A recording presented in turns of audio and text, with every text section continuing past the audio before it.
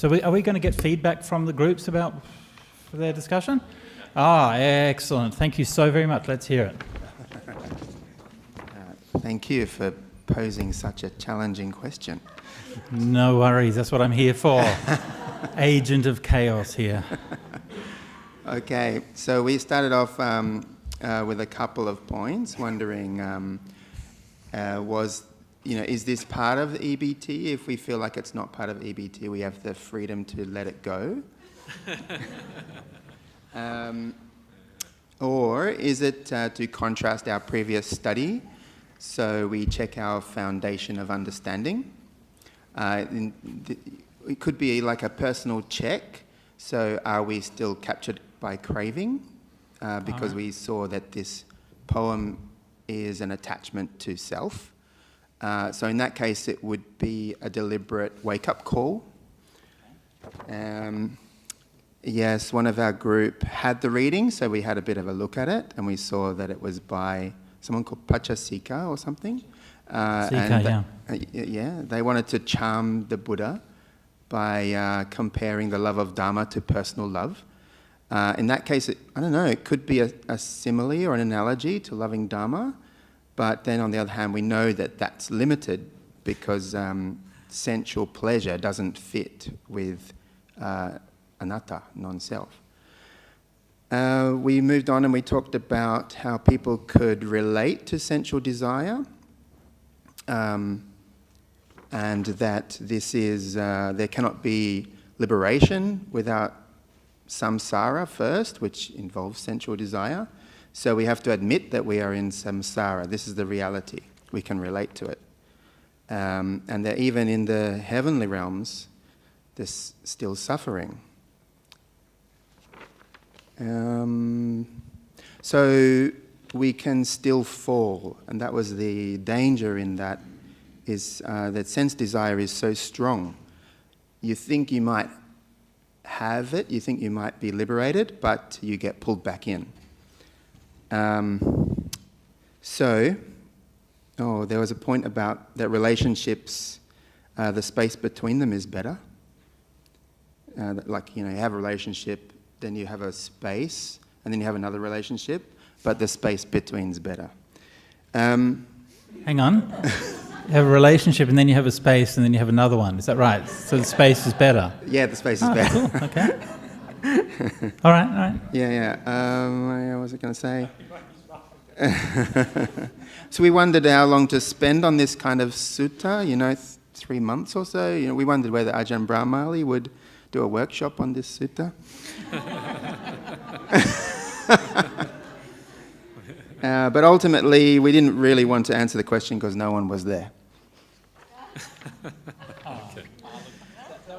Everything that you said was such a good answer, except for that last line, which was just such a cop-out, okay? Amazing.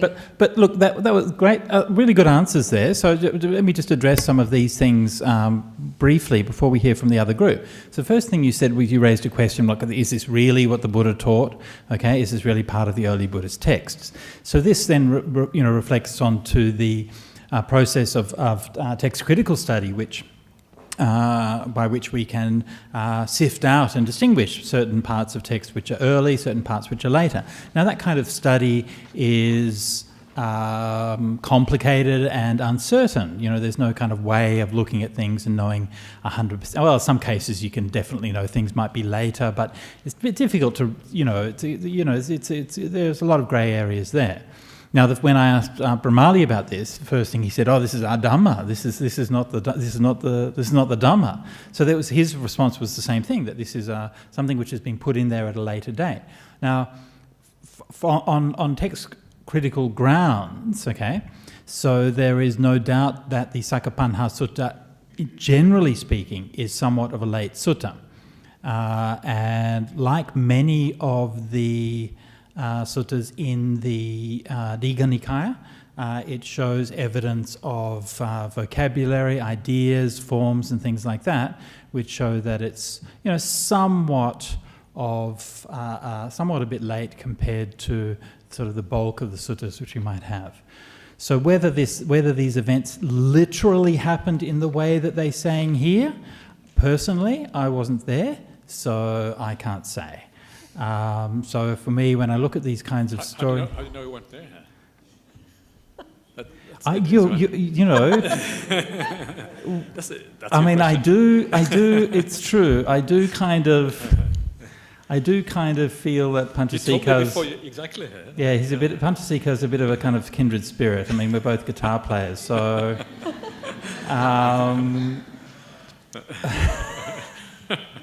maybe I was there. Anyway,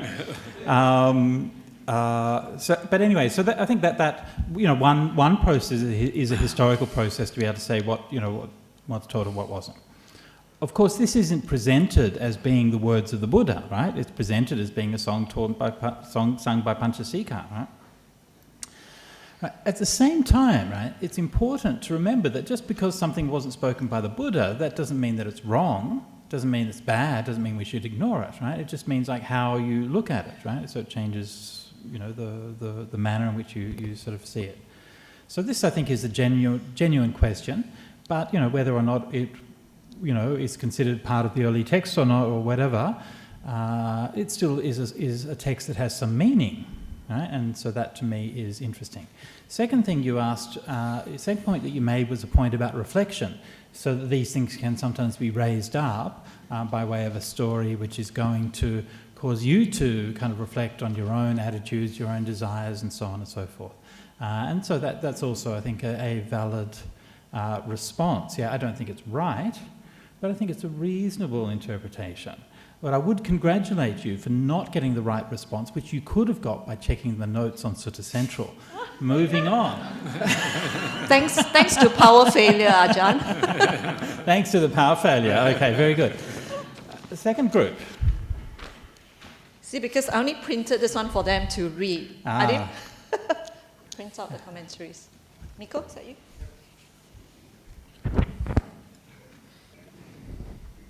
Yeah, so I think our group came up with a pretty firm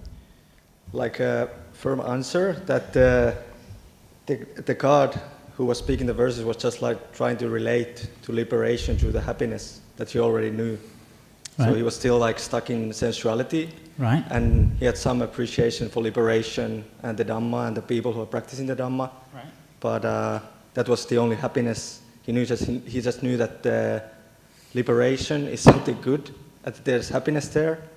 But so this was kind of the best that he could come up with. Okay. Good. Yeah. Also a very good reflection there. Yeah. So the idea that through the verses you can see that he's sort of taking these Dhammic ideas up. I mean, whether he actually understands them really or not seems dubious. But that's a way that he could understand it. Yeah, so that's a nice kind of interpretation as well. Does anybody else have any other thoughts on this? Before I say some words myself, but go on. Yeah. Yeah. Okay.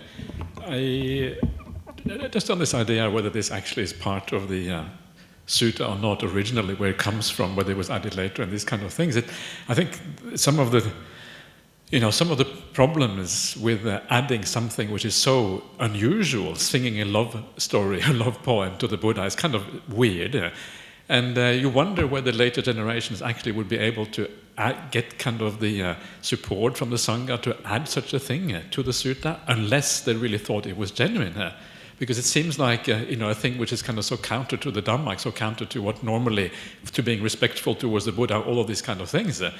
That it's because it is so counter, it kind of seemed like the most natural explanation that either it was originally part of it, or at the very least it was thought to have happened in that particular way. Otherwise it seems like a stretch to get it accepted by the Sangha, if you like, as a real sutta. What do you think? These are some of the arguments that have been kind of made by scholars in the past, that when something is really contrary to what is usually assumed to be the Dhamma, right, then that is actually a sign of authenticity. Yeah. Right, yeah, exactly, yeah. What do they call it? It was Rhys Davies who used that in the court of law, and something is goes against your kind of your what is beneficial for you within that law court case, and then it's more likely to be true or something. It's a bit similar to the difficult reading principle, right? Yeah. Bhante, that I'm part of the Miko's group. That is our thinking, that he was trying to compare sensual pleasures. But one thing that I recall from your translation, Bhante, is that I think Buddha did not criticize him. Buddha did not say anything on the meaning or the words. I think what the Buddha said was that, Panchasika, your singing and your guitar playing is synchronized well, or something like that. It's a harmony, Yes. Buddha got over that difficult situation very nicely. That's right, very diplomatic, wasn't he? Very diplomatic. I mean, it's an awkward situation. You're just sitting there in your cave doing your meditation. Suddenly, this deity appears with his guitar singing this love song. You're like, what? There's no rule book for that situation. And they were into so much sensual pleasure, because one of the sutta that you have recommended for this reading is MN 37, I think Chula Tanha Sankaya Sutta, where the Sakka was very, what shall I say, heedless. Because when Great Ajahn Mahamata Gallana went there, he couldn't repeat what the Buddha said until he was trying to put it to aside, the Dhamma. So that is their level of, I think, they are, what shall I say, swimming in sensual pleasures. So that's what they know the best. Yeah, no, exactly, yeah. This might be a bit of an aside, but as soon as you read that, Ajahn, what came to me was the Song of Solomon, which is very similar. And a lot of the spiritual traditions have the mystics, and the mystics will often talk about the rapture of God or the spiritual life in this form, because it's the one that's closest to that joy and bliss and that spacious open mind at that time. So that's what came to me, and I thought, I can see the similarity in it. Because even the Buddha talks about, with the jhanas, the bliss, going through the peace, going through all of that. So to me, that's what I heard and experienced, in reading some of the medieval mystics, mostly women, then that's their experience too. So it's not purely in the sensual world, it's to do with the spiritual world. Yeah. So another very, it's just the thing with these sacred scriptures is that they reward multiple perspectives, and so that's another way you can read it as a way of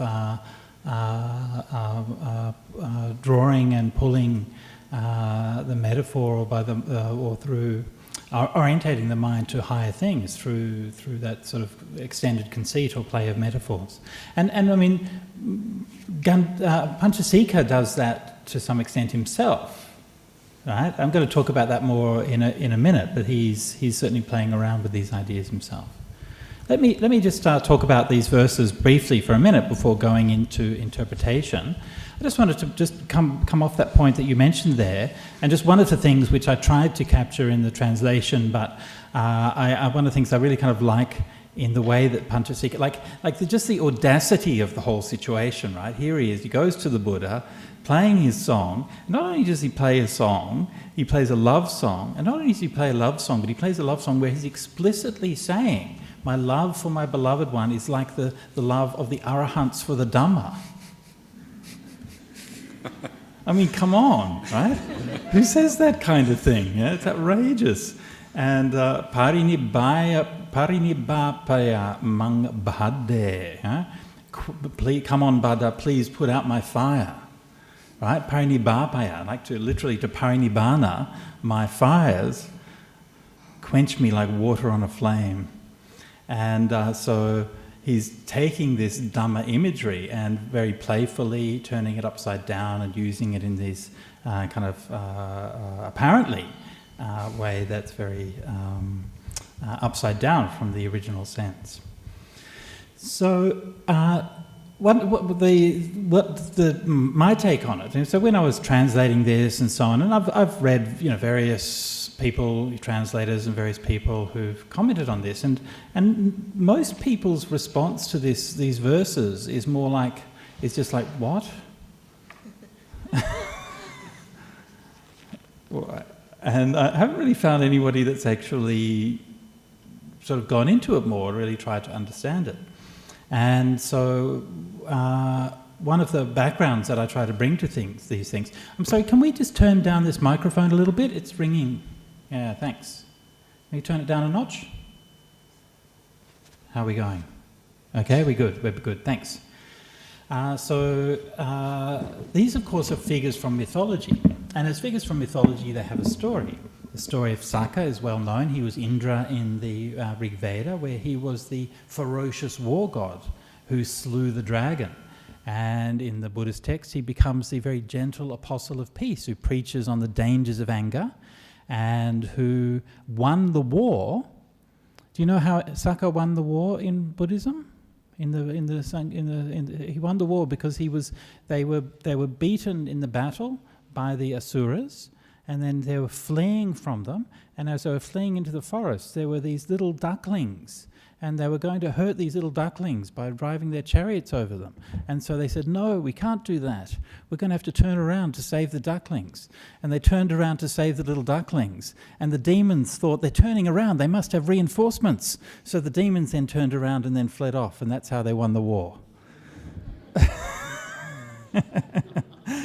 So this is Saka's journey, right? He's gone from being a ferocious, deadly war god to being an apostle of peace and kindness. Yeah? And so these are some of the ways that the storytelling and the mythology evolves, and these ideas and so on are transmuted within the Buddhist tradition. Now, Panchasika, as one of the Gandhabas, also is a character of ancient myth. Gandhaba in Pali, Gandharva in Sanskrit, Kantauros in Greek. In English, centaur. So these are the centaurs, and half man, half horse. And this is an idea which stems, I believe, from ancient Proto-Indo-European times, where men would mount horses and then raid villages and so on and so forth. Yeah? Powerful, yeah? Violent, dangerous, threatening. Yeah? And this is a Gandharva. Not only all those things, but rapacious. Yeah? These men would go into the villages and make off with the women and girls. They were a threat. Gandhaba, he is the boy that mothers warn their daughters about. That's who he is. That's who he's become by the time of the Buddha. Yeah? The libertine, the playboy. Yeah? He's promiscuous. He will sleep around. Yeah? He is that dangerous one. Yeah? But for all he's dangerous and he's threatening, for sure. But he also plays guitar. So, he's got a sensitive side to him, He's kind of vulnerable as well, He's got this whole kind of bad boy thing going on, right? And that's who Panchasika is. So what is this story telling? This story is telling about how he wants to get married, how he wants to make a commitment, how he wants to enter into a mature adult relationship, consensual, with a woman that he loves, and how he wants to seek the approval of the father in order to do that. Yeah?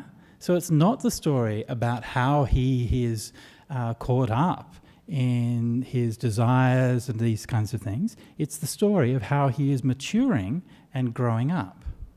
Yeah? So if the story of Saka is the story of how Saka learned the first precept, yeah? How Indra learned the first precept, not to kill. This story of Panchasika, is the story of how he learned the third precept. Right? Yeah. So it depends on how you look at the story, from what direction that you look at the story. Liberation is always relative. Liberation is always liberation from something. Yeah? Saka is becoming liberated from anger and violence. Yeah? Gandhaba, Panchasika, is becoming liberated from his promiscuity, from his libertine playboy days. Yeah? He's becoming liberated from breaking the third precept. Yeah? So this is where this ties into this idea of liberation. And this, I think, is really important to bear in mind. Why? Because the Buddha's teaching is for everyone, and the Dhamma is for everyone. And it's for Panchasika, and it's for Indra and Saka, and it's for everyone. Because everyone can take a step forward and find liberation from something. And that liberation from something is huge. Like for Panchasika, that's a huge step forward. That's a complete transformation in who he is. Oh yeah, he's actually going to settle down. That's what this is the story of. So this, I think, is really important for us to bear in mind, that in the path of Dhamma, each step in the path of Dhamma is the liberation from something, and whatever that might be for us.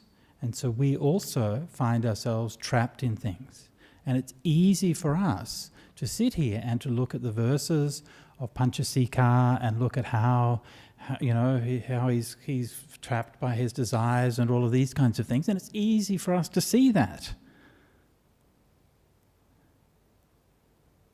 But aren't we also trapped by our desires? Aren't we also doing the same thing? Wouldn't somebody else also look at us and think, oh, it's obvious how they're... it might be obvious to us how he's trapped, but wouldn't somebody look at us and say it's obvious to us how we're trapped by our desires? Yeah? So this is that power of moha, power of delusion, that hides these things from us. Yeah? Hides these things from us. And so, to me, when I see that, I'm saying to Panchasika, sadhu, sadhu, sadhu, good on you, mate. Yeah, I hope that you have a nice marriage. I hope that Bhadda's father says yes, and that you have a long and happy marriage. Yeah? Because he's taking that step forward. Yeah? So each of us, wherever we're at in the path, we also have our step forward. Yeah? We have our step forward. What is that? Well, for each person in this room, that step forward is different. But it all has that same quality of the vimutti rasa, the flavour of freedom. Yeah? We have freedom from something. Panchasika, freedom from breaking the third precept. In Saka, freedom from breaking the first precept. For an arahant, then it's freedom from dukkha, freedom from greed, hate and delusion, freedom from being trapped in samsara.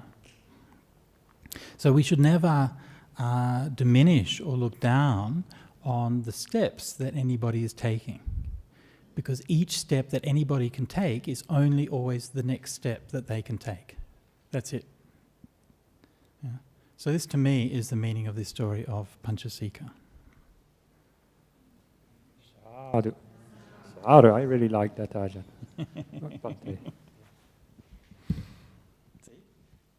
Thus proving that we were right there. The Dhamma does always have the flavour of freedom. Right? If you try hard enough.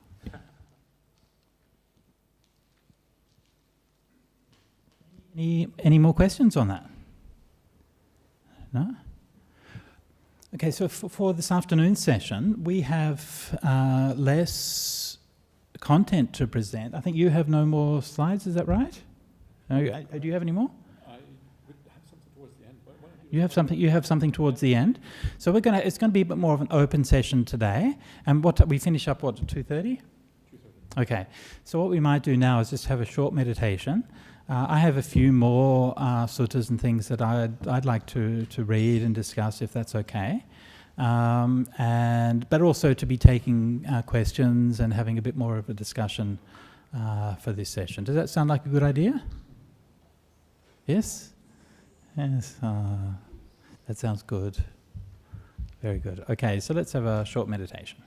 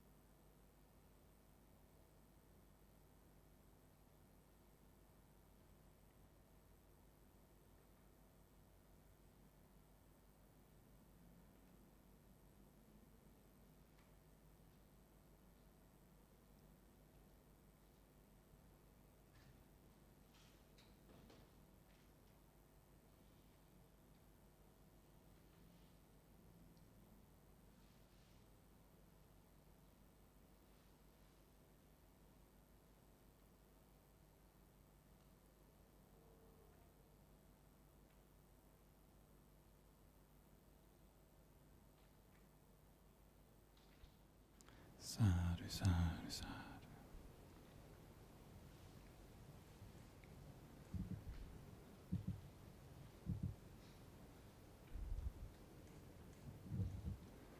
All right, so Can I add a little comment please, to that? So I really liked the way you explained that. Sometimes when we read the suttas, especially when we read anthologies of the suttas, what is picked out is all these deep ideas about arahantship and non-self, and I think for good reasons. But sometimes in life we're just stuck on something. Sometimes it's not even deluded from ourselves. We just see what we are attached to and we still can't let it go. Right. Yeah. And then sometimes it can be a bit frustrating. Why doesn't it work, this meditation, for example? And then it's so inspiring to read some verses like in the Tirigata, where even the monks and nuns that later got enlightened were saying how much they were struggling and how their mind is not listening. And in one sutta, there's also a monk who comes to the Buddha and he asks, you gave us so many precepts, how can I possibly keep them all? Yeah, these kind of ideas are also found in the suttas that bring it more, how should I put it, on a relatable level sometimes. Yeah, so thank you for that.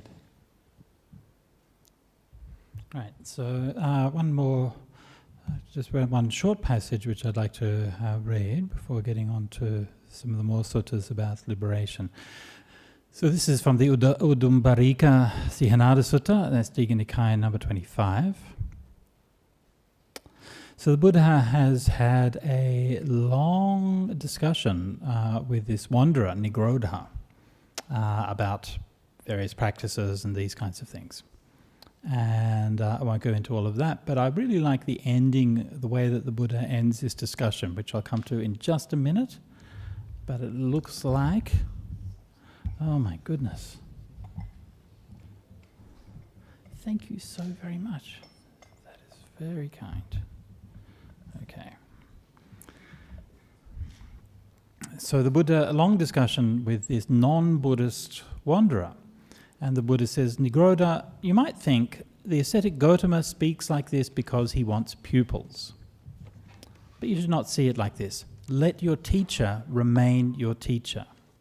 Yo eva vo acharyo so eva vo acharyo hotu. Let your teacher remain your teacher. You might think the ascetic Gautama speaks like this because he wants us to give up our recitation. But you should not see it like this. Let your recitation remain as it is. You might think the ascetic Gautama speaks like this because he wants us to give up our livelihood. But you should not see it like this. Let your livelihood remain as it is. You might think the ascetic Gautama speaks like this because he wants us to start doing things that are unskillful and considered unskillful in our tradition. But you should not see it like this. Let those things that are unskillful and considered unskillful in your tradition remain as they are.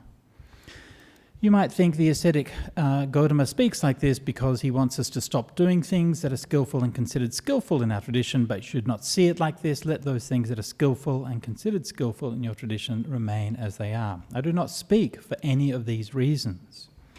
Nigrodha, there are things that are unskillful, corrupting, leading to future lives, hurtful, resulting in suffering and future rebirth, old age and death.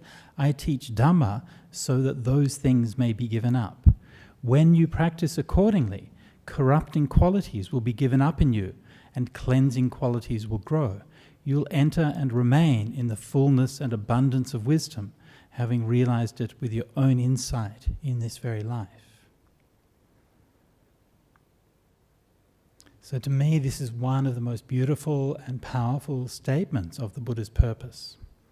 And always a reflection for me that when we are practicing Dhamma, when we are teaching Dhamma, that it is all about how do we let go of those things that are giving rise to suffering, how do we develop those things that are going to lead to freedom. Do you want to say something? You're good? Venerable? No? Okay, good. Okay, so I'm just going to now read... No, not that one, and not that one. Okay, right.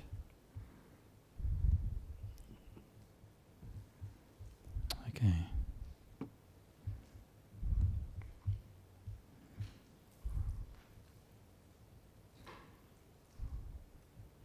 Okay, so what I would like to read now is a couple of poems from the Sutta Nipata, and these are, well, quite different to the last poem, and these are some of the, what are often called the Munigata of the Sutta Nipata. So just a little bit of background on this. The Sutta Nipata is one of the books of collections of early Buddhist texts, and it's included in the Khuddaka Nikaya. The Sutta Nipata itself as a collection is unique to the Pali tradition and contains scriptures of various ages. Some are regarded as among the earliest portions of Buddhist scriptures, and others are some of the latest passages in the Pali Canon. But among the suttas in the Sutta Nipata, some of the most striking are what are often referred to as the Muni Suttas there. And these are suttas that extol the solitary and wandering way of life for a monastic. And they often do so in very evocative and very beautiful terms.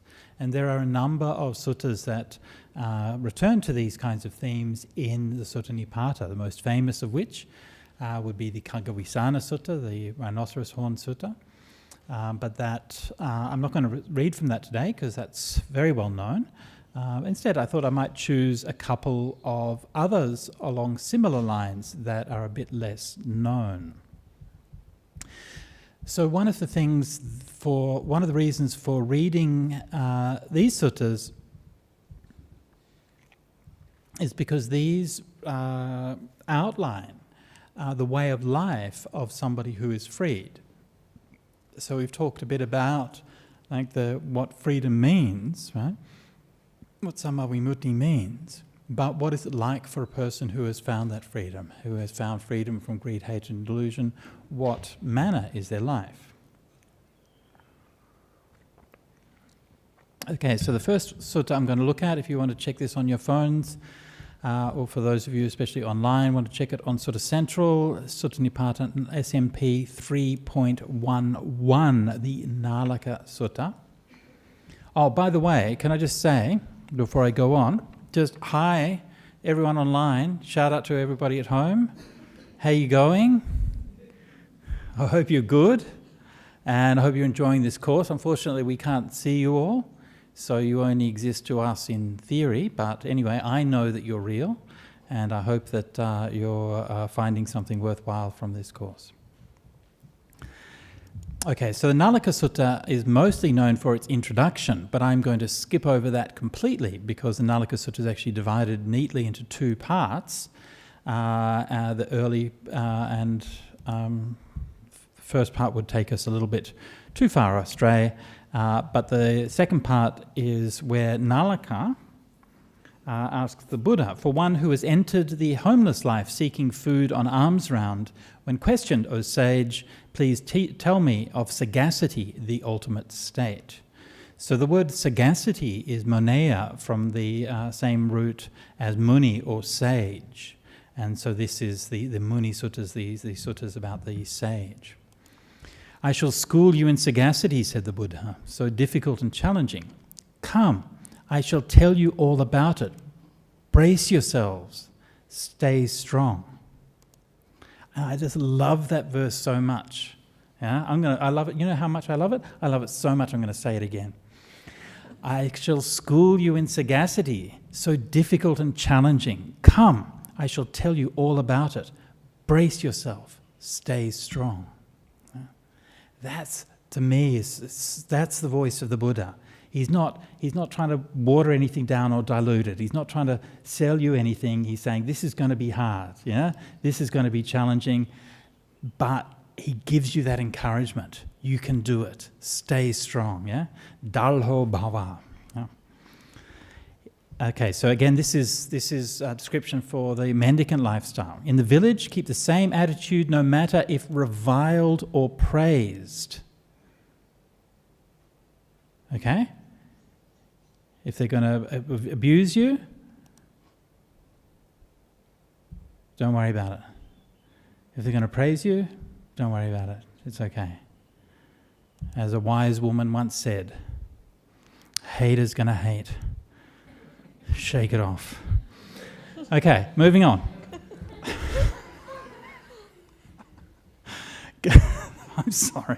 I'm sorry, okay? Okay. Guard against ill-tempered thoughts, wander peaceful, not frantic. Many different things come up, like tongues of fire in a forest. Women try to seduce a sage, let them not seduce you. Yes. Does it happen to you a lot?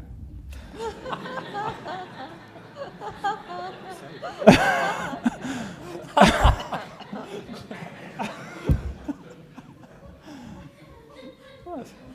Just wondering. Yeah, no. I also liked Ajahn Brahmali's reply. The microphone didn't pick it up, but he said, "I'm not a sage." So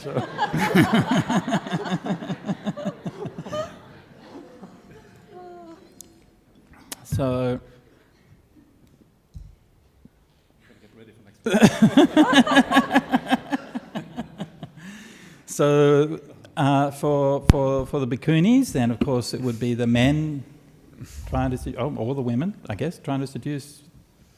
Does that happen a lot? I shouldn't ask. I shouldn't ask. I shouldn't ask. Okay, I'm sorry.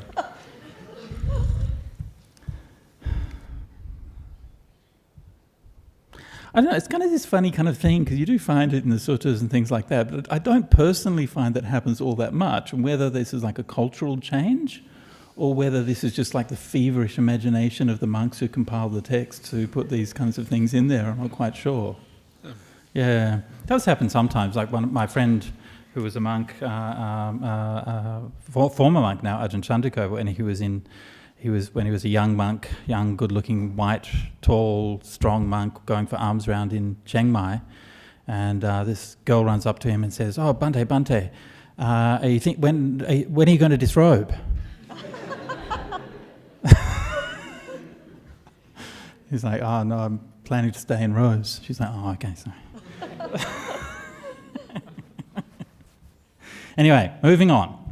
Refraining from sex, having left behind sensual pleasures, high and low. Don't be hostile or attached to living creatures, firm or frail.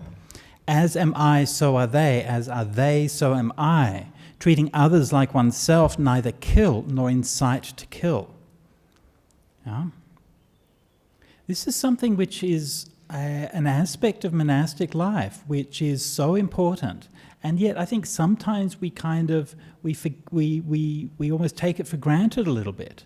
And the harmlessness is the fundamental principle of Buddhist ethics, the fundamental principle of the monastic life. And you find in these Munigathas, quite a bit that this idea will come up, that the distinguishing feature, or one of the distinguishing features of renunciates, is that they didn't kill. Now, of course, in the Buddha's day, it's kind of more normal for people to kill animals, right? I mean, you would go fishing, or you would kill a chicken for evening's meal, or something like that.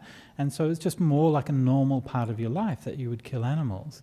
And so to not do that was one of the defining features of the renunciate lifestyle. And so to me, this is always something which is always been something central to sort of my understanding of what we're doing here as monastics is practicing not killing. And doing that in this way, as am I, so are they, as are they, so am I. And so this is, of course, the golden rule, right? To do unto others as you would have others do unto you. This is the Buddhist expression of that same principle. And so that not killing comes from a profound sense of empathy and compassion and connection with all of nature. Leaving behind desire and greed for what ordinary people are attached to. One whose eye is clear would set out to practice, they'd cross over this abyss. With empty stomach, taking limited food, few in wishes, not greedy, truly hungerless regarding all desires, desireless, one is quenched. Having wandered for alms, they'd take themselves to the forest, and nearing the foot of a tree, the sage would take their seat. That wise one, intent on absorption, on jhana, would delight within the forest. They'd practice absorption at the foot of a tree, filling themselves with bliss. Then, at the end of the night, they'd take themselves into a village.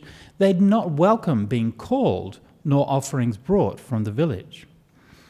So in other words, what this means is that when going for alms round, right, so you meditate in the forest in the night time, and then in the morning you come for alms round, but you're not like looking for people to say, hey, Bhante, come over here, or you're looking for some kind of invitation, or to get offerings brought to you or anything like that. But you just walk peacefully through the village and accept whatever is offered.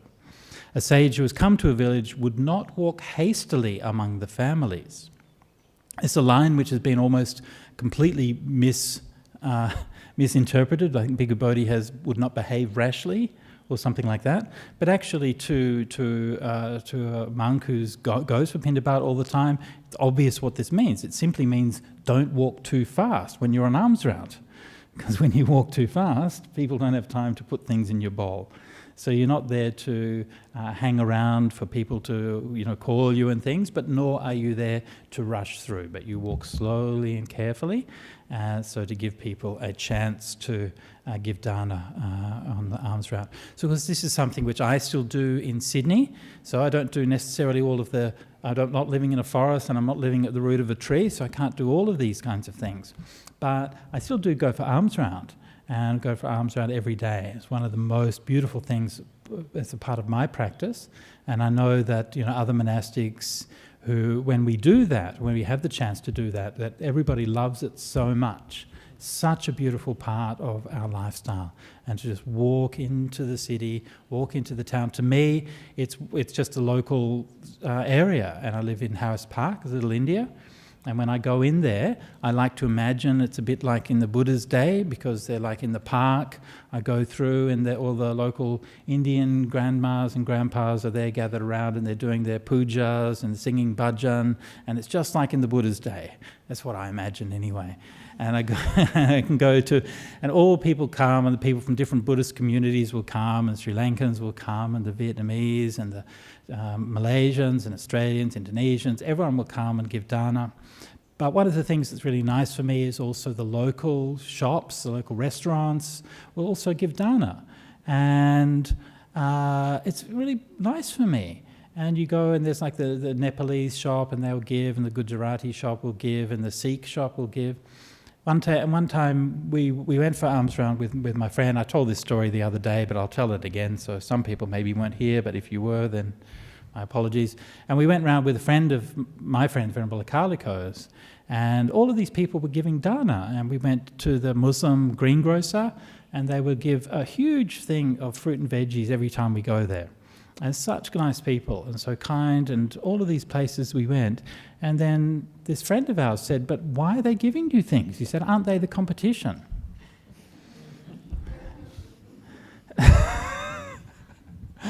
And we're like, we don't really think of it like that.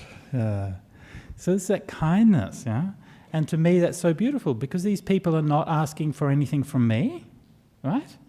I'm not asking for anything from them. I just go. If they give, they give. If they don't, they don't.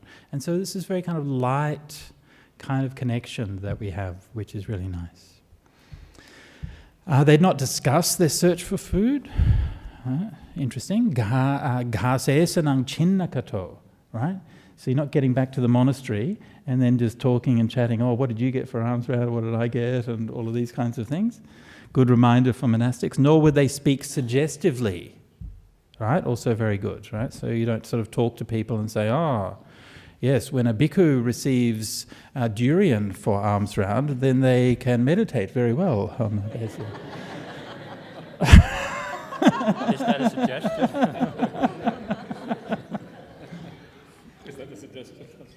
Is that a suggestion? Yes. Okay, moving on.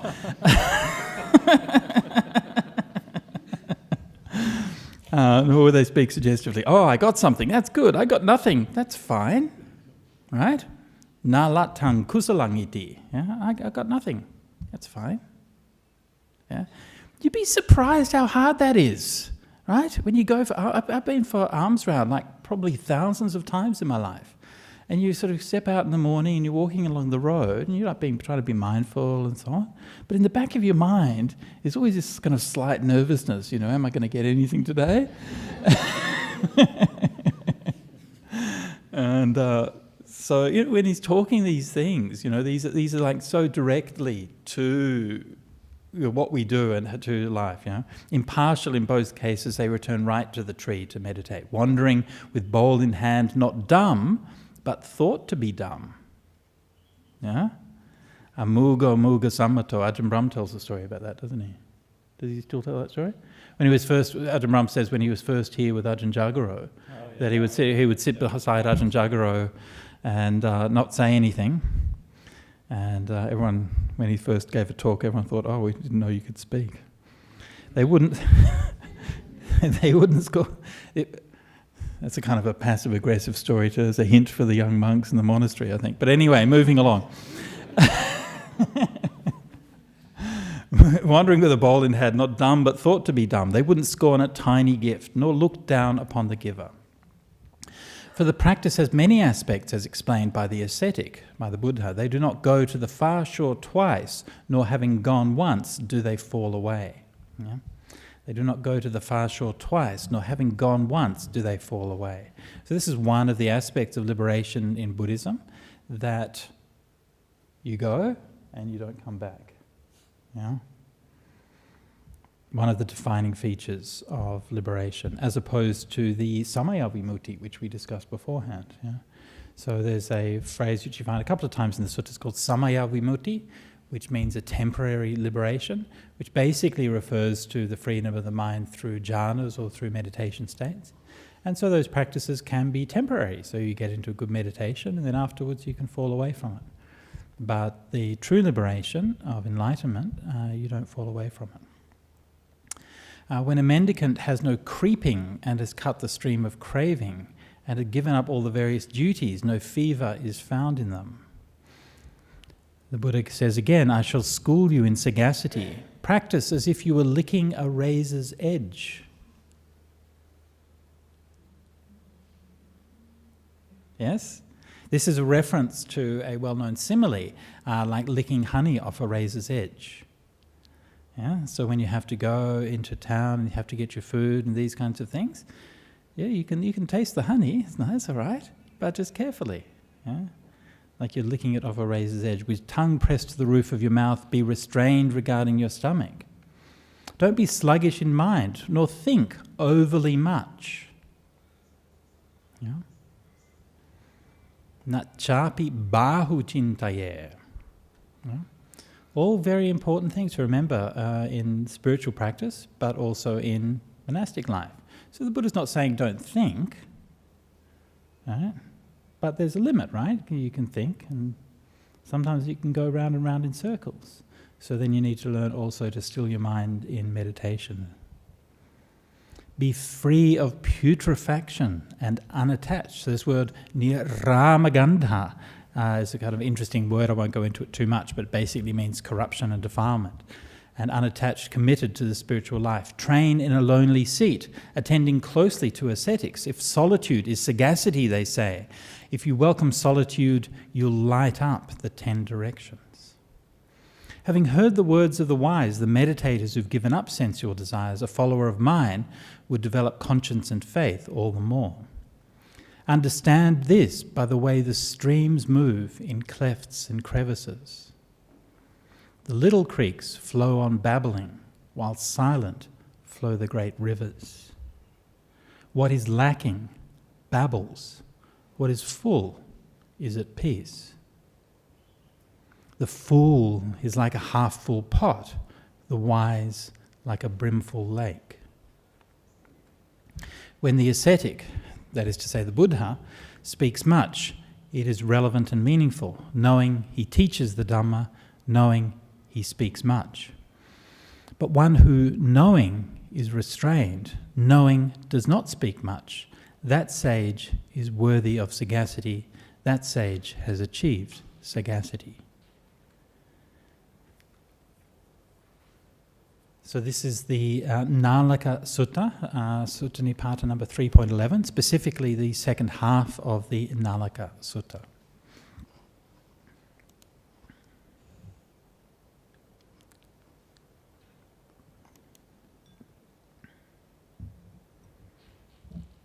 Everyone's afraid to speak much now. Don't blame them. Yeah. What do you think?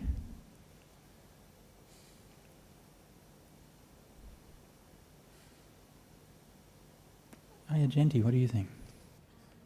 It's a microphone.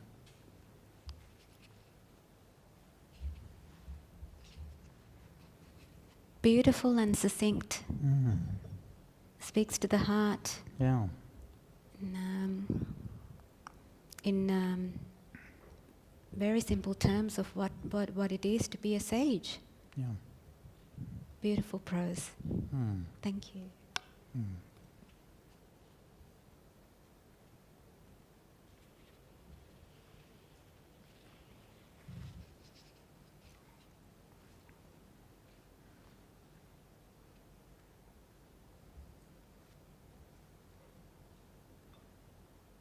Venerable, any thoughts?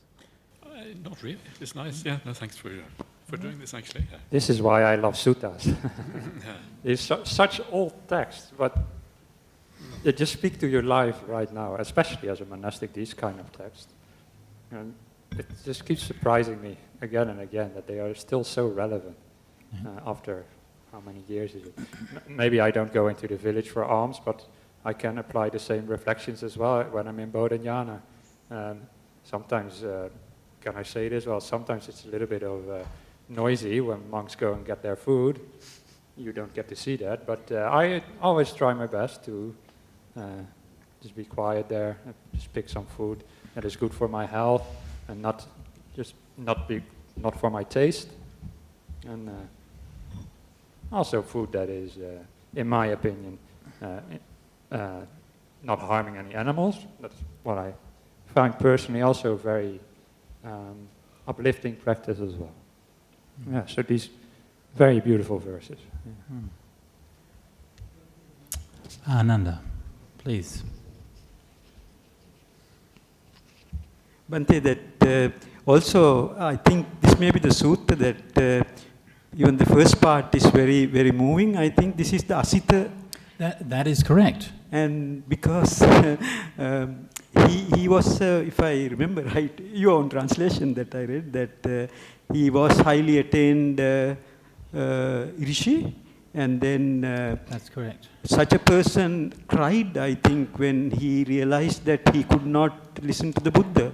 If I remember right, the first part of the sutta, I think that is also very nicely mentioned. It is. Yeah, the first part's very beautiful, but sometimes it tends to overshadow the second part. So that's why I sort of left it out for today. Yeah, to focus on that. Yeah, but that's very beautiful in and of itself. Yeah. Yes. Asita, one of the dark hermits of the suttas. And he could not. I think he passed away before the Buddha was. That is correct. Yes. Yeah. So this is where the origin of that story comes from. Yeah. Yeah.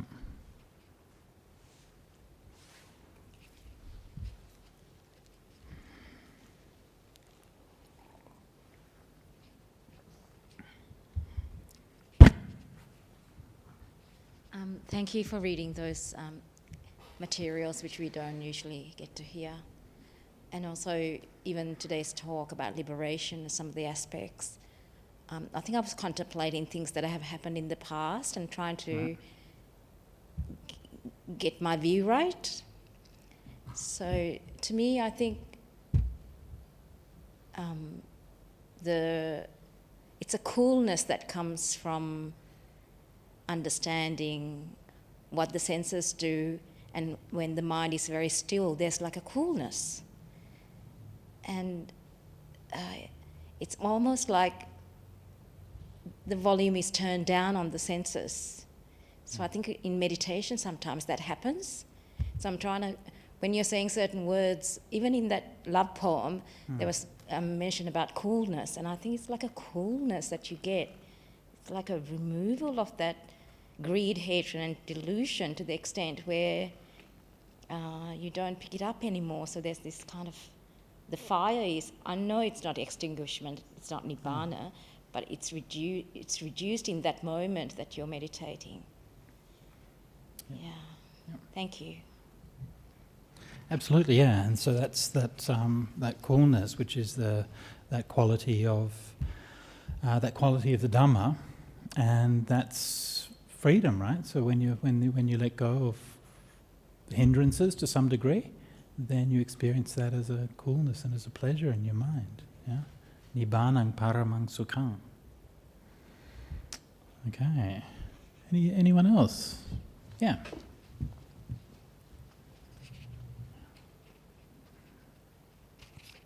I thought there would be a little bit more on right liberation, like what's going on in the interior of an enlightened being. We hear these stories about, okay, there's less thinking, it's more of a functional sort of nature.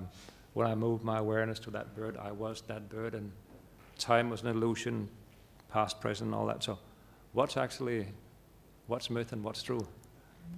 What's going in the mind of a liberated person? What is it like being fully enlightened and Venerable?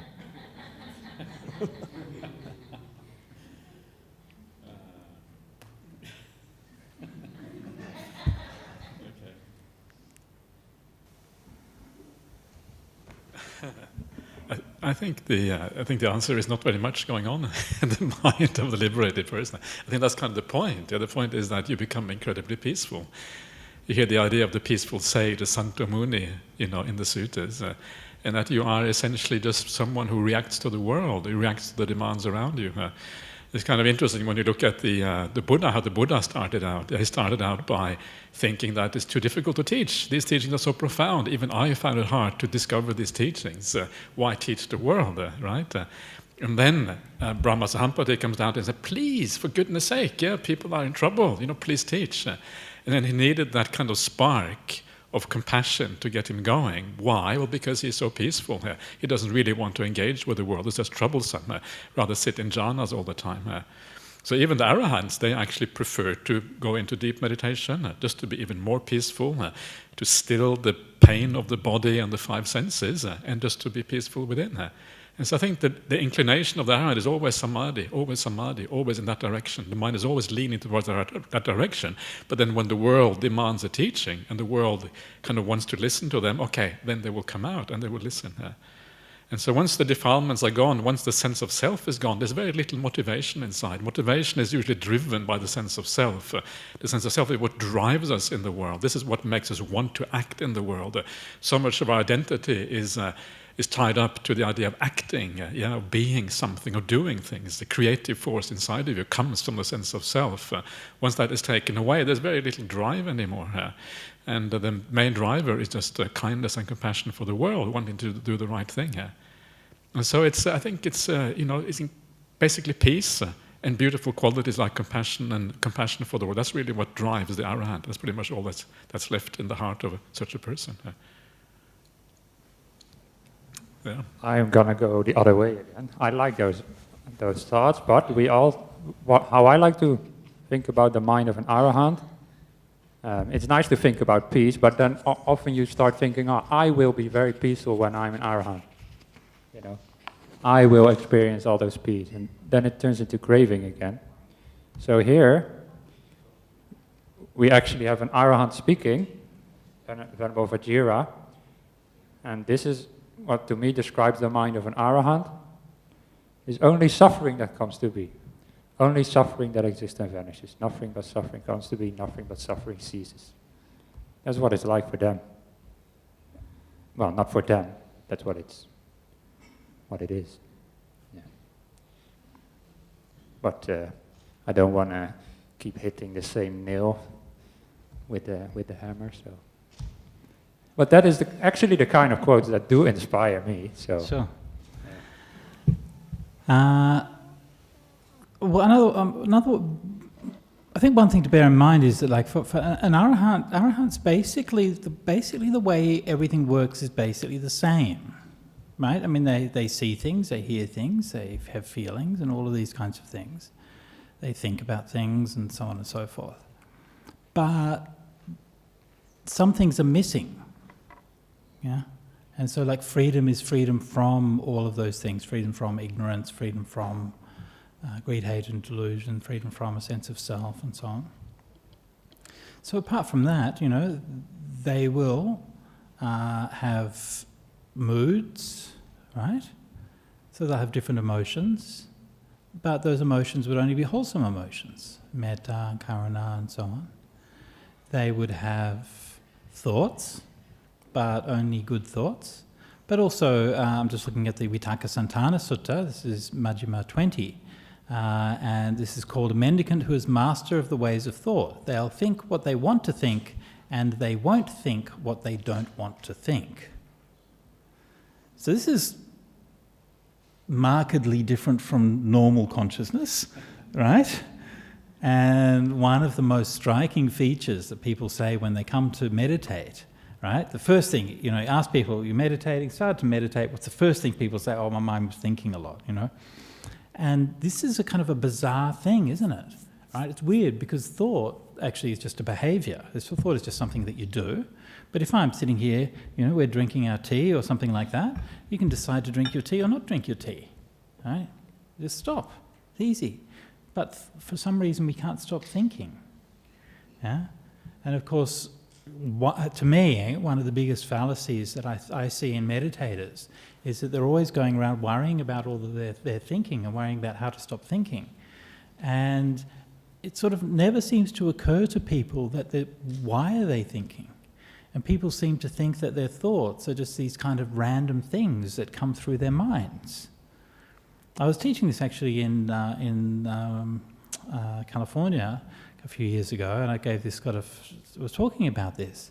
I said, you realise that thoughts just don't happen to you. Right? Thoughts come from your own desire. Thoughts come from inside you, come from greed, hate and delusion. You create the thought because of something that you feel you lack or something that you want. And when I was talking like this, and then one of the people there was like, I've been meditating for 20 years and I never understood that. I always thought thoughts were just things that happen to you. They just randomly go through your mind. No. Thoughts don't randomly go through your mind. Thoughts are things that you do because of your greed, hate and delusion, most of the time. Right? But then that stops. So you think what you want to think, and you don't think what you don't want to think. If there's something to think about, fine, you'll think about it. Then when you don't want to think about it anymore, you just stop.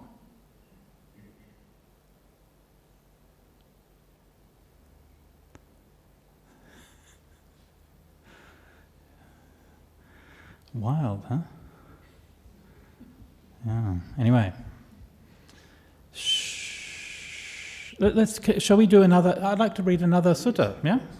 I'd like to read another sutta on a similar kind of line. And so this is another one of this is actually the Muni Sutta. Shall we read the Muni Sutta or this one?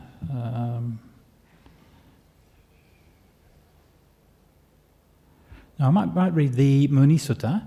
So this is the Muni Sutta. This is Sutta Nipata number 1.12. And this is probably one of the texts referred to by King Ashoka when he recommended some suttas for the Sangha to study. And also regarded as one of those suttas that speaks of that very simple lifestyle. And like you saw in that earlier sutta that we read, you know, it was talking about still like basically living under a tree and like not even kind of staying in monasteries and so on. So from the earliest time in the sasana, the mendicants would be wandering around from place to place, maybe just staying under a tree, staying in a cave and so on. And over time, gradually began to build huts and build monasteries and so on. I mean, this is something which is somewhat controversial in historical studies of Buddhism. There are some people who think that monasteries only came, you know, much later after the time of the Buddha. I think that's ridiculous personally. I think obviously they would have been building kutis and things like that from pretty much straight away. And people, I think, forget how easy it is to build a kuti, I don't know. I mean, it's like I've been in Thailand where you can knock up a kuti in a day from materials you've got lying around. It's not like it has to be a huge multi-years applying to the local council to build up to make a kuti. So they'd had like simple dwellings, and so on, but still a very simple lifestyle for many years. And that's one of the characteristics of these Muni suttas. There was obviously an existing tradition of hermitages and things like that already. So kutis probably existed around. So it wasn't like a revolutionary idea to start monasteries and things. No, of course. Yeah. I mean, the idea that, honestly, I find this kind of idea completely ridiculous, that you'd be staying in the Indian rainy season without a roof over your head, when you could put a roof over your head with some grass in a few hours' work. I mean, this is crazy. Anyway. Okay, fine, moving along. Muni Sutta. Peril stems from intimacy. Dust comes from a home. Freedom from home and intimacy, that is the sage's vision. Having cut down what's grown, they wouldn't replant, nor would they nurture what's growing. That's who they call a sage wandering alone. The great seer has seen the state of peace. Adakhiso santipadang mahesi. Having assessed the fields and measured the seeds, they wouldn't nurture them with moisture. Truly that sage who sees the ending of rebirth has left logic behind and is beyond reckoning. So these verses are quite dense, and I'll just sort of unpack them a little bit. So this imagery of the fields and the seeds is often used as a metaphor for rebirth and for karma. Kammang ketang vinyanang bijang tanha sneho. Which is? Karma is the field. Yes. Consciousness is like the rebirth, the seed for the next life, and craving is the water or the moisture. Right. So these are all of the conditions that are working together to create the next life. And so this is one of the fundamental metaphors for the idea of rebirth, right? In an agrarian society, sowing the seed.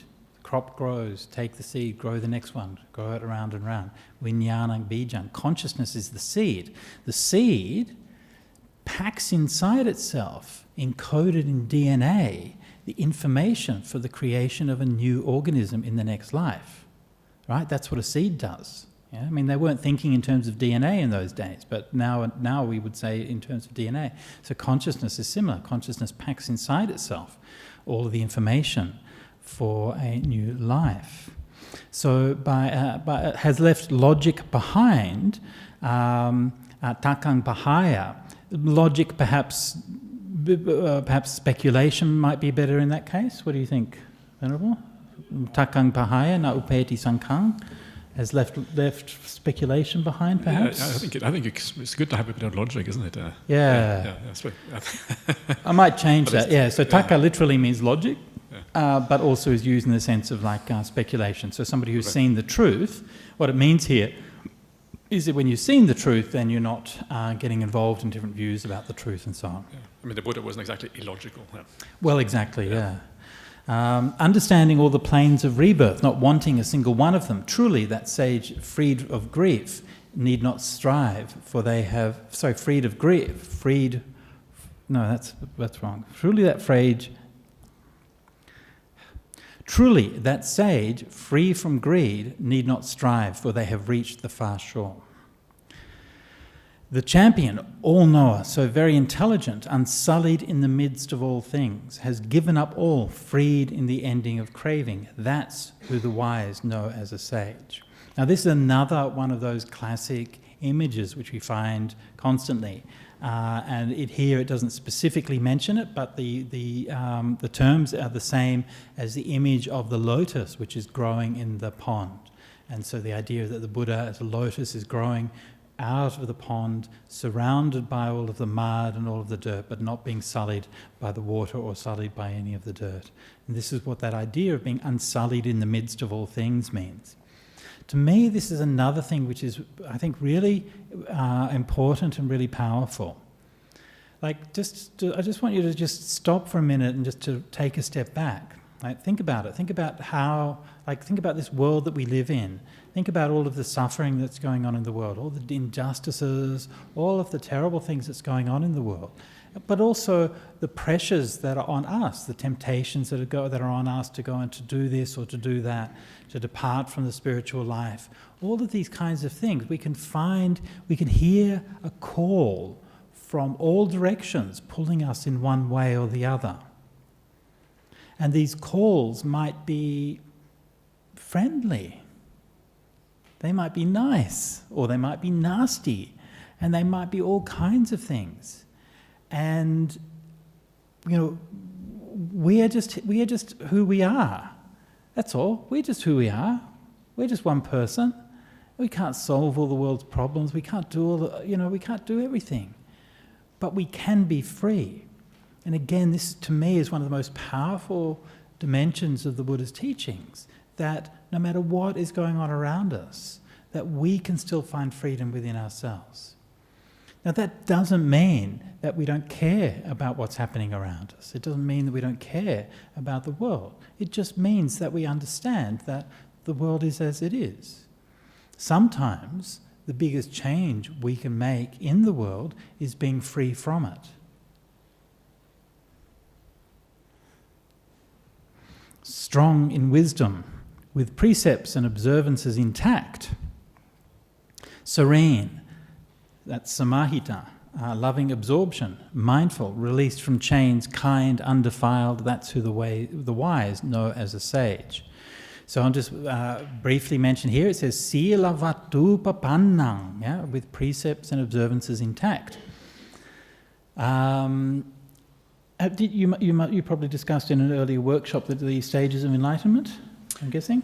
Did we? I can't remember if we did specifically. Yeah, we did. We're probably passing. We probably mentioned it. Anyway, so many of you would probably know that one of the fetters that we have to abandon is Silabbata paramasa. Silabbata paramasa, which means? It means grasping of precepts and observances. Grasping of precepts and observances, such as? Such as, I guess, even the 5 precepts. Even the 5 precepts? Yeah. What? Oh, yeah. Crikey. Crikey, that's right.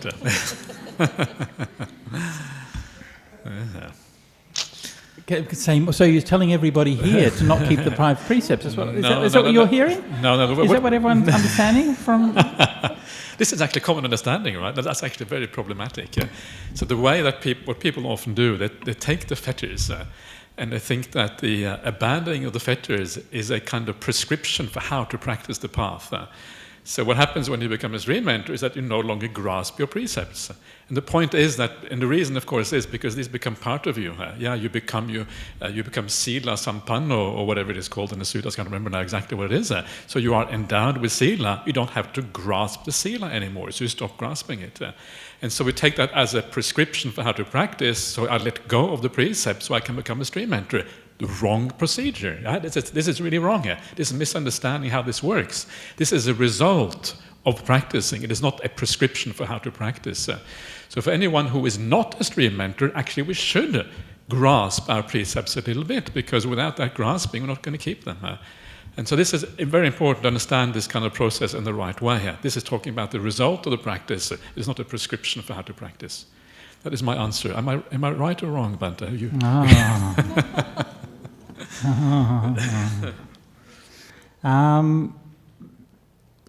Except I would say that there's something a little bit more pregnant in the term paramasa rather than just grasping or holding on to it. But paramasa, I think, has an implication in it of misapprehension.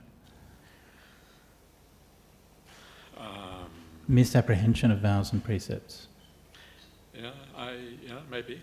I think the way the word is used in the Vinaya, because you find paramasa in the Vinaya, it's used as a general idea of holding or grasping. Holding or grasping. I mean, obviously it is a miss, because you shouldn't be doing kind of these graspings and holdings, but it is, I think it's a general term. But both, or maybe both. So, okay, you mentioned the 5 precepts as one example of the thing. Are there any other examples of the precepts and observances? Like, what's an observance? Yeah, well, an observance would be anything, any kind of general practice that you do. For example, meditation practice. You do meditation is an observance. Let's say you meditate every day at a certain time. That can become an observance. And the idea is, I think, that sometimes we do meditation without really stopping to reflect on it. We just do it because we're a Buddhist, we should meditate, and we sit there nodding away or something every time, and we don't really make any progress. And that becomes a grasping of a ritual or an observance rather than actually using meditation in a skillful way. So that can be a Vata Paramasa, but the classic, of course, Vata, the grasping of observances in the sutta is the Kukravattika Sutta, right? That's the kind of the classical example of this. Majjhima Nikaya number 57, mid-length 57, you know that sutta.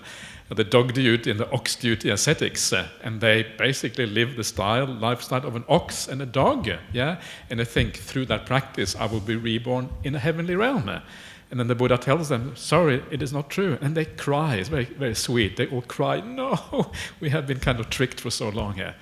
And so that is kind of the classic example, but I think all of us do this to some extent. Yeah? We have certain observances that we do without often properly maybe reflecting on what we're doing and using it in a more skillful way. It's rare to kind of go as far as becoming a dog duty ascetic, and please don't do that. Yeah, this is a bad idea. It's not very helpful.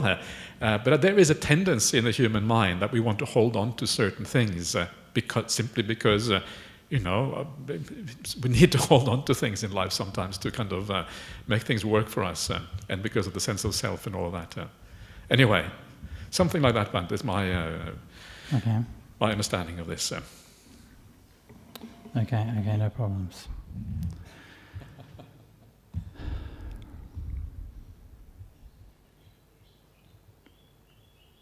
Right, moving along. I think that one of the fundamental things with the idea of observances is the idea that by merely taking up a vow and fulfilling that vow, that's going to find you liberation by itself. Yeah, so the vow itself might be a supportive thing, like you might do it to give yourself a bit of determination, and you're going to do so many hours of meditation during the rains retreat or something, so that can give you a bit of determination. But if you think that just keeping the vow itself would be achieving what you want, then that's where the paramasa comes in. Yeah. Okay, let's a few more verses. The diligent sage wandering alone is unaffected by blame and praise, like a lion not startled by sounds, like wind not caught in a net, like water not sticking to a lotus. Leader of others, not by others led, that's who the wise know as a sage. Yeah? So all of these beautiful imagery that the Buddha is giving for freedom, right? For samma vimutti, living unaffected, not startled by sounds. Actually, there was an interesting study that was done on that, where they did research on meditators. Now, this was Zen meditators compared to ordinary meditators, right? So ordinary people, what happens is that if you are sitting in a quiet place and there's a sound, that you tend to get startled by it, right? And then when the sound repeats, as the sound repeats more and more, then your response to it becomes less and less. And so after a while, you basically just ignore it. And then they tested the responses of some Zen meditators who were sitting there. And what they found was quite interesting, that their initial startled response was much lower. So they weren't like jumping when the sound first happened, but then nor did they ignore it later on. Like they just registered the sound each time evenly. Yeah? Again, this is part of like what it means to be in the mind of an arahant, right? To be in the mind of someone who is practicing mindfulness. You're not reacting, you're not all over the place because something happens, but there's a sense of evenness and equanimity towards these things. I also love that line, leader of others, not by others led. This comes back to, again, one of the fundamental principles of the Dhamma, which is that you can realize it for yourself. And somebody who's a stream enterer is regarded as somebody who is not led by another because they can see the Dhamma. Buddhism is not for children. I mean, children can practice it or whatever, but if you want to stay a child, I'm not saying that children shouldn't practice it, I'm saying if you want to stay a child as an adult, right? If you want to look to Daddy to find all the answers, then Buddhism isn't for you. Yeah? Buddhism is for you to find your own answers, yeah? To make up your own damn mind about things. Yeah? Leader of others, not by others led. Yeah? Steady as a post in a bathing place when others speak endlessly against them, free of greed, with senses stilled, that's who the wise know as a sage. Steadfast, straight as a shuttle, horrified by wicked deeds, discerning the just and the unjust, that's who the wise know as a sage. Restrained, they do no evil. Young or middle-aged, the sage is self-controlled. Irreproachable, he does not insult anyone. That's who the wise know as a sage. So one of the points here it's making, young or middle-aged, right? It doesn't matter how old you are. Again, this is something which is sort of commonly felt, you know, that when you kind of get old monastics are sort of very enlightened and stuff like that. And one of the things the Buddha said many times is you can't judge somebody by their age. When one who lives on charity receives alms from the top, the middle, or the leftovers, they think it unworthy to praise or to put down. That's who the wise know as a sage. The sage lives refraining from sex, and even when young is not tied down, refraining from indulgence and negligence, freed, that's who the wise know as a sage.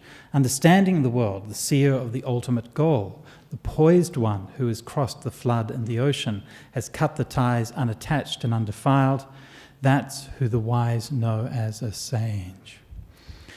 The two are not the same, far apart in lifestyle and conduct. The householder providing for a wife, and the selfless one true to their vows. The unrestrained householder kills other creatures, while the restrained sage always protects living creatures.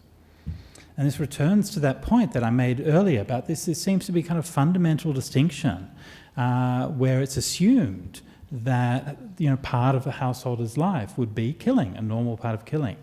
And obviously for Buddhists, then Buddhist householders, then that would be different. But that's the kind of the I guess the stereotype would be that the householder would be killing while the renunciate is not. And the final verse: as the crested blue-necked peacock flying through the sky never approaches the speed of the swan, so the householder cannot compete with a mendicant, the sage meditating secluded in the woods.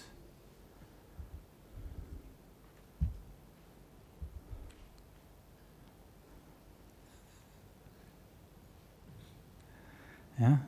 So this is I think part of the how do I say this? Part of that kind of dynamic of the Buddhist tradition, the Buddhist community. And in Buddhism, we always understand that there is a role for renunciates and there's a role for the lay people. And both parts of that are essential. Now, as renunciates, we see verses like that, and how are we supposed to look at it? We're supposed to look at that and think, ha ha ha, we're better than you lot, ha ha ha ha ha. Well, maybe, probably some do. I don't know, but I think that's probably not what the Buddha meant. I think probably the Buddha meant for us to look at that and then to think, boy, that's something to aspire to. Yeah? That's maybe if people are looking at us in that way, maybe we have a responsibility to put an effort in and to actually meditate in that way. And for the lay community, then also I think a challenge. And for me, I see like the existence of the renunciate Sangha as being a part of that challenge for lay people. Many years ago, I was at the house of my mum in Ipoh, and with my old stepdad. He was like 80 or something at the time, and my stepdad, Bill, was like, he's sort of a classic old school English gentleman, like very kind of polite, very well spoken, all of these kinds of things. But like lived in Malaysia, like born in Batu Gajah, grown up in, went to school in England, but lived in Malaysia his whole life. and like completely and utterly English in every way, right? He still like preferred like shepherd's pie, like he would never eat a curry, right? He'd only ever eat like shepherd's pie or something like that. And and one time, we were just kind of talking or something like that, and he just sort of paused and said, he said, I could never be a monk. And I'm like, I wasn't exactly expecting you to to be one, But there was this question in his mind, you see? Right? He was asking himself that question. I wonder what that's like, And so it's that kind of idea. What would that be like? Well, how would that be different, And he was packing to go to catch a plane somewhere. And he said, whenever I'm flying somewhere, I always think, might as well put in an extra pair of trousers, why not? And I said, when I'm packing, I always think, might as well leave it out, why not? Yeah. So to me, that's part of the richness and the dynamic of the Buddhist tradition, that we do have these different aspects, and it's built on a sense of mutual respect and mutual appreciation. And it's not like an absolute division, as of course we know that it's for any lay people who want to ordain, who have the opportunity, then this is why we build monasteries and we encourage people to come and join. If people don't want to join, then that's fine, and we will support each other as best as we can. And so, but there's something about that call, That's like even in the story of the Bodhisattva going out from the home, going out from the palace, and just seeing the sadhu wandering along the road and thinking, maybe there could be something. Maybe there could be a way out. Yeah? And so this is, I think, one of the roles of the Mendicant Sangha, is to provide that symbol that's like a call for liberation.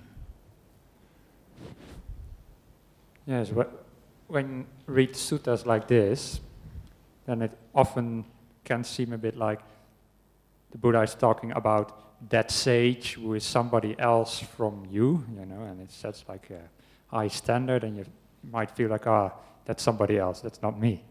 But as you said, these texts are meant to inspire.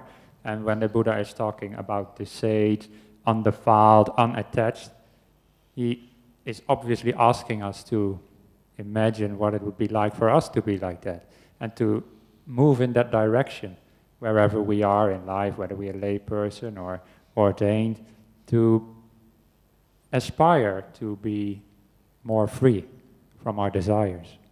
And this is a little bit of a technical point maybe about translation, but in the suttas the Buddha almost always speaks in the third person to monks or just the audience. He says, a bhikkhu who sees things as they really are, or a mendicant sees things as they really are, and then it already creates a little bit of a distance, like that's somebody else from me, like that bhikkhu. So, but when I read the Pali, I get the feeling that the third person in the Pali was much more close to a second person in how we use it now. That means it meant more like you as well. In Dutch language, you can also use the third person verb to be more polite. You speak to a person who is right in front of you, but you use the third person verb. So in my translations, I sometimes don't translate a mendicant who sees things as they really are, but as a mendicant, when you see things as they really are. It makes it a little bit more relatable. Yeah. That's a really good point. I've done this similar thing, is often using the second person instead of first person, because in English also it comes down to when Pali words, you're often lacking a subject in Pali sentences. So you in English you sort of classically you use one. Yeah. Yes, but then that becomes very formal. Yeah. Yes, you say one meditates. Does one? And outside of Oxford, I don't think anybody actually speaks that way. So when one meditates, you say, when one meditates, that's how one does it. So instead you say, just you meditate, when you meditate. And so that's, a way of making it a bit more direct. But I hadn't thought of that second and third person, but it's definitely the case in Pali that you have like third person as a more respectful form of address. So it's probably like a kind of a mode of formality in speaking, like the suttas are sort of typically voiced in a fairly formal voice. Yeah. Yeah, so just to make it a bit more clear for those who don't know linguistics much, in Dutch you can say, instead of you go, you can say you goes, third person. Okay. But even the word you would change to make it more polite as well. Right. Yeah. So I feel sometimes something similar is going on in the Pali. Yeah. Yeah, no, this is, I just, maybe just adding a little bit to what Venerable Sunyo was saying about the idea that these are, the way that these things are phrased, they're there to inspire you, to give an ideal, something to kind of work towards, something to think about. And I think this is a very important point of the Dhamma. Sometimes we become too analytical. We look at the text as if we are there to figure out the precise meaning of the text. And of course, sometimes the meaning is interesting in that sense as well. But the suttas are often there to inspire us, to kind of lift up your heart and to kind of guide you towards something higher and to make you feel a sense of joy in the Dhamma. And sometimes we shouldn't analyze too much. Sometimes by analyzing too much, we destroy some of that immediate kind of uplift that can come from these kind of things. And so it is important to kind of have the Dhamma. There comes a point when you know enough Dhamma, you know enough about what the path is about. You understand the basic ideas about how to train your mind, how to overcome anger and ill will, how to guide the mind in the right direction, how to produce some compassion and kindness in your life. And when you understand enough, then you should use the Dhamma in a new way here, and that is to inspire you. And the Buddha actually makes this point. This point is found in I think, at least in the Mahasunyata Sutta, the longest discourse on emptiness, where he says to Ananda says, well, please, could you please give us a talk? And the Buddha says, you've got enough talks.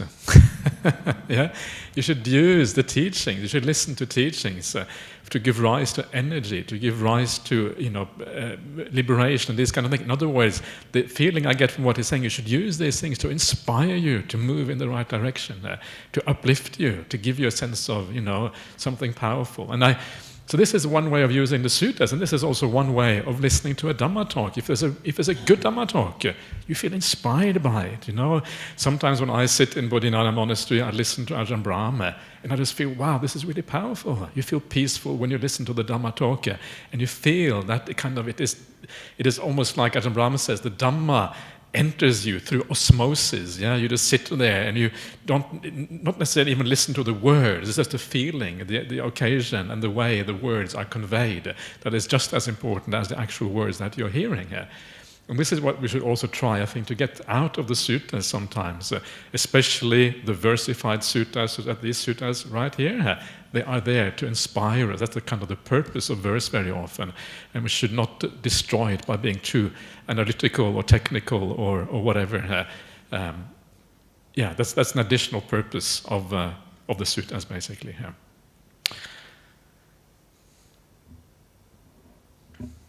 Venerable, you said you had some content you wanted to present before we finished. No, not necessarily. We can do. But we can, or either that, or we can just have a discussion towards the end, or really whatever. Up to you. Yeah. Do you think it would? The content that is left is basically discussing how to kind of approach the suttas in a way. I'm not sure how important it is. That's really, If you got them up, maybe we could have just a short meditation, and then wrap up. We'll just finish with some Q&A. We can go to the very end. I was thinking maybe to read one more passage. Yeah, please. Is wonderful. That okay? That's much better. Yeah, so much better. We can maybe do a short meditation, and then we can just have another bit of a reading and wrap it up. Good.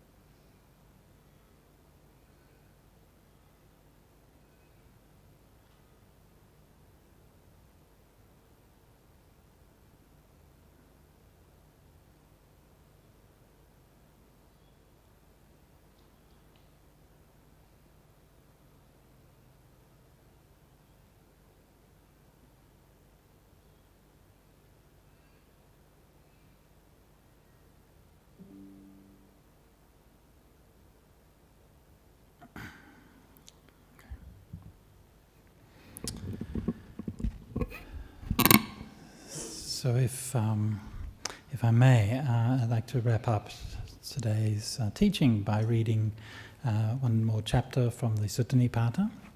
And I'm reading this partly to wrap up the topic for this workshop, but also perhaps even to wrap up the teachings for the course, right? And also to start the Vasa for all of us, right? Because in a couple of days we'll be going to the Vasa and starting. And this is one of the most, for me, one of the most inspiring passages in the whole Pali Canon. And in fact, when I was translating the suttas, I consciously left this passage for last. And this was, in fact, the last sutta that I translated in the whole Pali Canon, yeah. So, so it's the final chapter, 5.19, in the Sutta Nipata. And it follows on a whole section which I kind of won't go into, but basically a group of Brahman ascetics had been to see the Buddha and had received very inspiring teachings from him, and this was the response to that. I shall keep reciting the way to the far shore, said Venerable Pingia, which was taught as it was seen by the Immaculate One of vast intelligence. He is desireless, unentangled, a spiritual giant. Why would he speak falsely? Come, let me extol in sweet words of praise the one who's given up stains and delusions, conceit and contempt. The Buddha, all-seer, dispeller of darkness, has gone to the world's end, beyond all rebirths. By the way, gone to the world's end, Lokantagu. It means he's visited my monastery in Harris Park. Well, that's one interpretation of that. Lokanta Vihara. Anyway, moving along. Has gone to world's end beyond all rebirths. He's free of defilements and has given up all pain. The rightly named one, Brahman, is revered by me. Like a bird that flees a little copse to roost in a forest abounding in fruit, I've left the nearsighted behind, like a swan come to a great river. Those who explained to me previously, before I encountered the Buddha's teaching, said, thus it was, or so it shall be. All that was just the testament of hearsay. All that just fostered speculation. Alone, the dispeller of darkness is splendid, a beacon. Gautama, vast in wisdom, Gautama, vast in intelligence. He is the one who taught me Dhamma, apparent in the present life, immediately effective, the untroubled, the end of craving, to which there is no compare.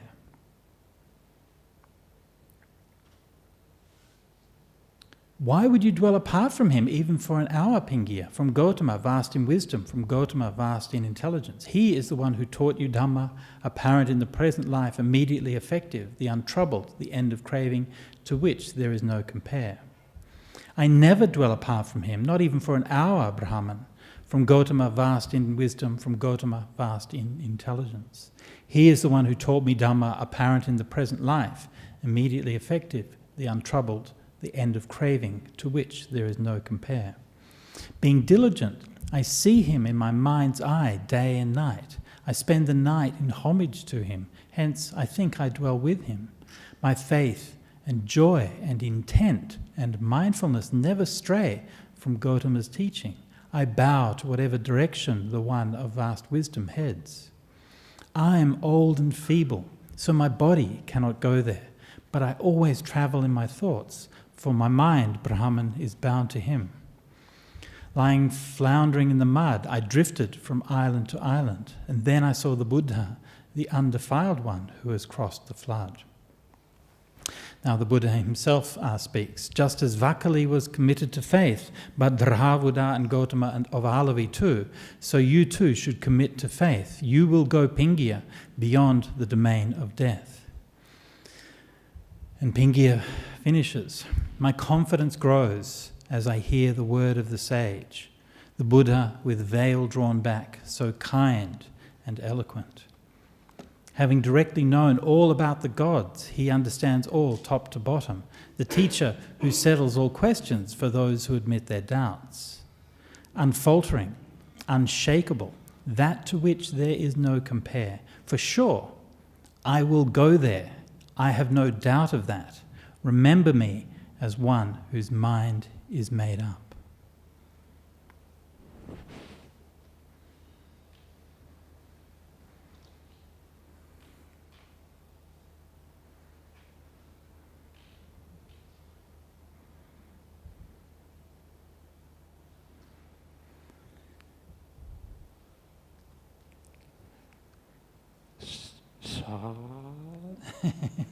Sadhu, sadhu, sadhu.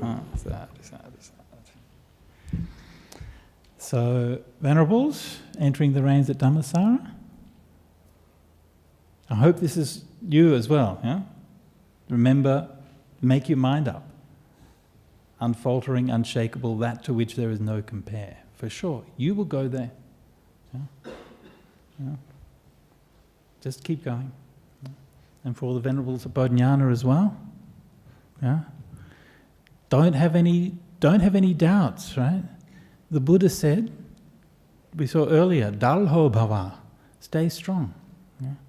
And when you're practicing and you're on your path, it can be difficult, you can have a lot of doubts, you can have a lot of worries, it's okay. The Buddha is on your side. Not me, I don't matter. He's the one who said you can do it. Yeah? So this is the teaching of the Buddha. It's hard, but you can do it. Okay. How about the lay people? How about the lay people? All of those beautiful peacocks.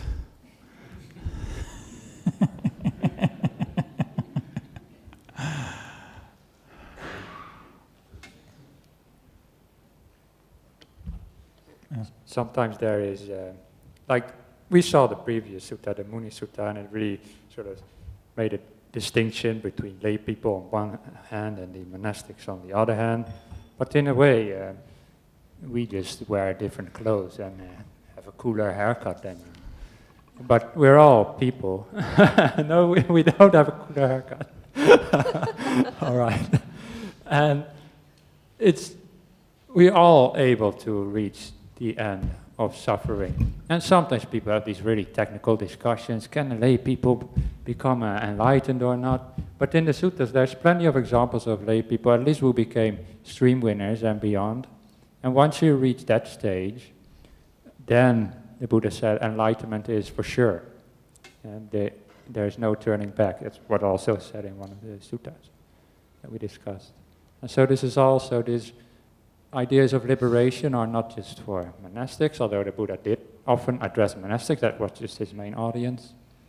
But it's also for all of you who sit behind the monastics, and also for the people who are looking at us online as well. So I hope you found some inspiration in all those beautiful words. Yes. Okay. So that is true, but I would like to add that when you go online and you find kind of Arahant so-and-so, website so-and-so, living with his wife, working ordinary kind of things, or living with her husband or whatever, and usually it's men who kind of make these claims, so usually it's living with a wife. And then I think this sutta also makes it clear that there is a big gulf between someone who lives the monastic life fully and someone who lives the ordinary kind of lay life. And so if you're going to look for arahants in the world or enlightened people in the world, usually those kind of people who have a big banner called arahant on their website is usually the wrong place to look. I'm just kind of making that clear. And I think that is one of the kind of things that come out of that sutta that Banda Sujato was reading before, that actually there is a gulf there, and it's important to remember that as well. So that we don't let astray. A lot of people are taken in by these things, and they think that some of these people actually happen to be real arahants. But that would be a big mistake, in my opinion. So, please. Can I? Prem. 1 minute, please. Now, thank you very much for giving us the insight into the early Buddhist text. Does that mean now this is it? you just mentioned you are closing the series. Is that Ajahn? Okay, my question is... Are you an arahant yet? If it's not arahant, then it's not it. Quite, actually, no, not there yet. Yeah. The other the teachings that had come up, like the commentaries and Abhidhamma and Visuddhimagga, there are some aspects of these teachings, I'm sure, that are worthy of our understanding. Maybe you three are the right resource for us to be enlightened on those. What should we take out of those? What should we leave out? Because it is going round a lot, Ajahn. I agree. Is there any other series on that? I agree, Prem. And just I did a series on the Visuddhimagga a couple of years ago, so that's online, so you can check that.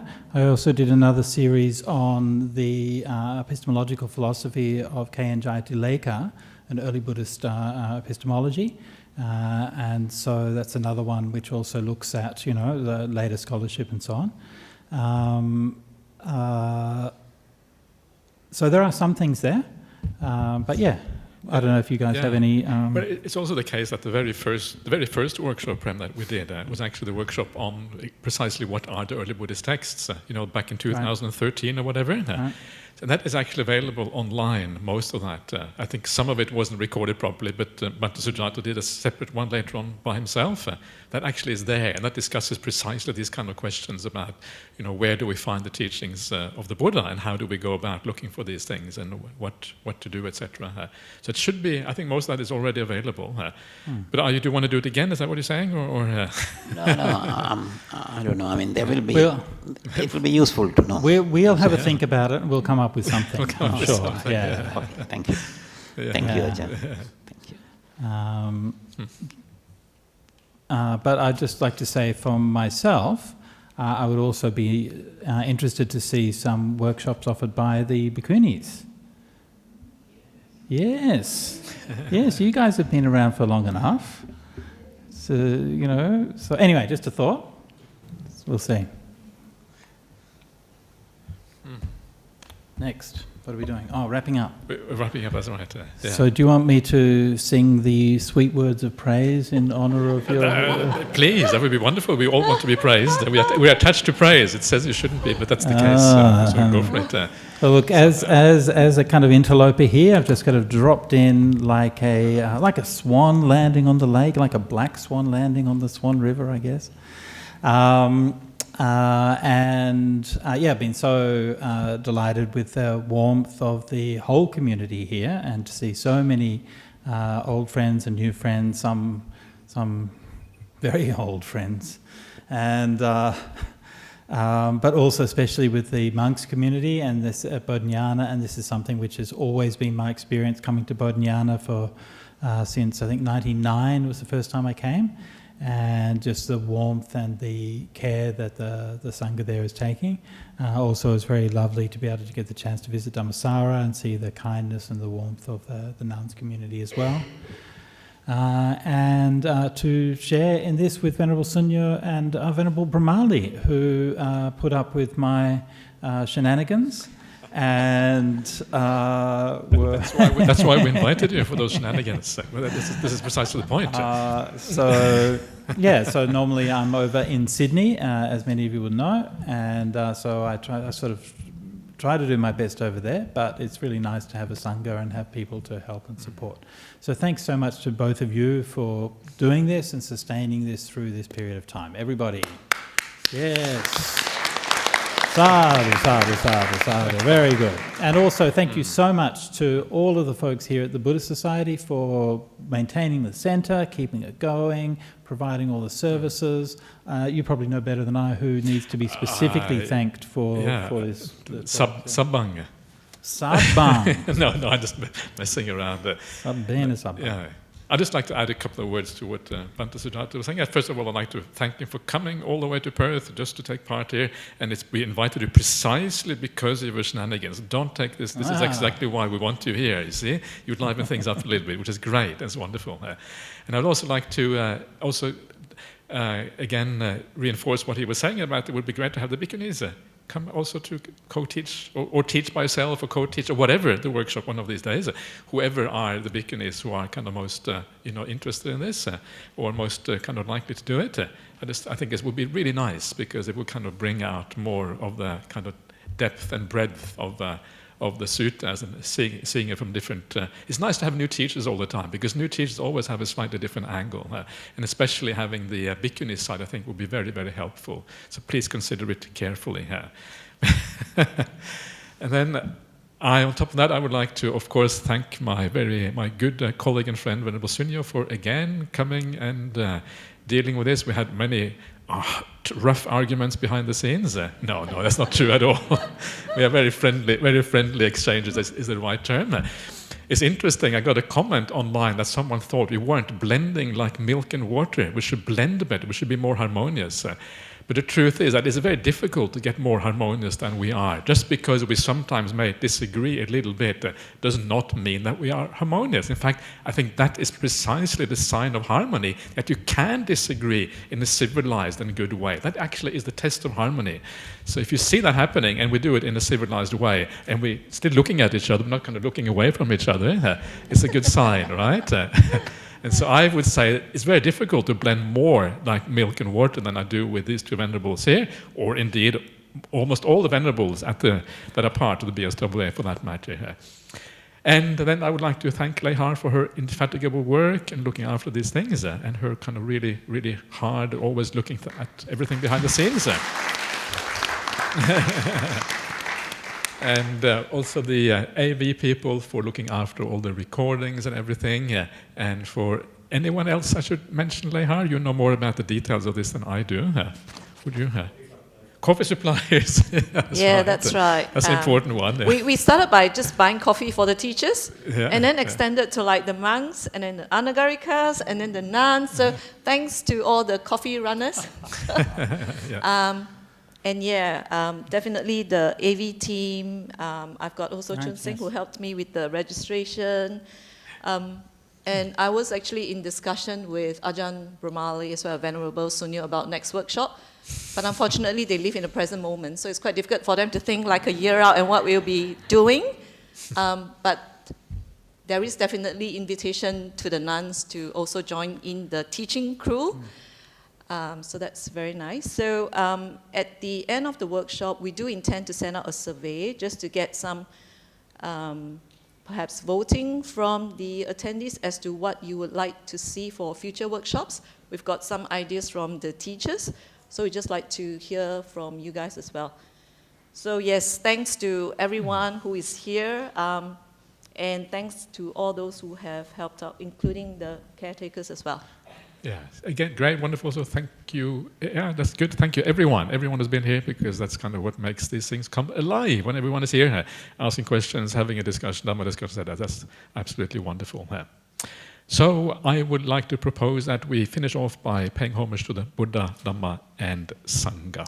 So before we do that, can we just give 3 loud sadhu, since we are like trained by Ajahn Brahm, to the teachers?